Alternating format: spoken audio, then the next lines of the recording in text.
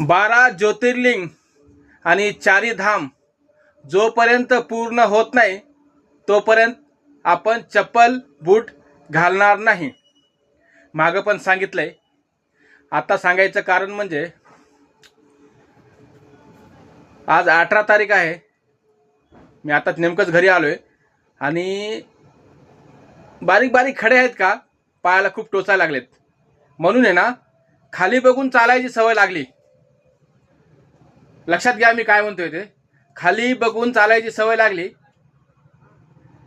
आणि दुसरी गोष्ट, जो मैं बोलता हूँ वो मैं करता हूँ. जो मैं बोलता हूँ वो मैं करता हूँ और जो मैं नहीं बोलता हूँ वो डेफिनेटली करता हूँ. ठीक है. हार कर जीतने वाले को बाजीगर कहते हैं. हार कर जीतने वाले को बाजीगर कहते हैं और मुझे ऐसा लगता है मैं हार कर जीत चुका हूं. ठीक है. इतिहास ऐसा मुझे लगता है.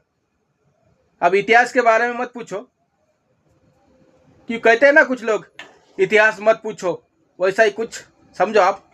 कुछ बातें हैं मैं अपने दिल के अंदर रखता हूँ, मेरे दिल के अंदर है और वो मैंने आपके साथ शेयर नहीं की.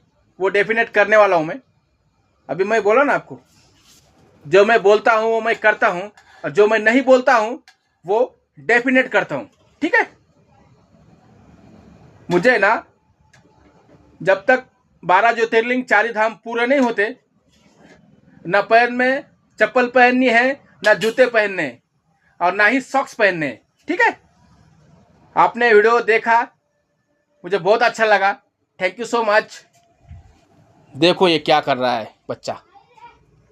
आज खिचड़ी बनाना है. कसं वाटलं. बाकी बहुत अच्छा लग रहा है.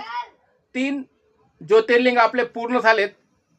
पाठीमागे तुम्ही व्हिडिओ आयडी वरती चेक करा.